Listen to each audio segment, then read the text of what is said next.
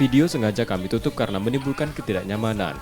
Dalam video yang beredar di media sosial dan grup WhatsApp, diduga oknum anggota DPRD Musi Banyuasin. Menurut Kasubdit Penmas Bidhumas Polda Sumsel, yang bersangkutan telah melakukan konseling di Subdit Cyber di Treskrimsus Polda Sumsel, menyusul bantahan dirinya dalam video itu. Meski belum ada laporan tengah diselidiki polisi, termasuk oknum yang menyebarluaskan video tersebut. Jadi sebagai informasi untuk yang bersangkutan kita belum ada laporan apapun yang diterima. Beliau katanya ke sini dalam rangka apa Bu waktu itu? Menurut informasi dari Direktorat Cyber, yang bersangkutan hanya konseling didampingi oleh PH-nya. Itu kalau soal konseling, apakah pemerintah juga menyelidiki terkait video itu atau gimana Bu? Sementara memang masih pendampingan, mungkin hanya sekedar sharing maupun koordinasi dengan pihak cyber.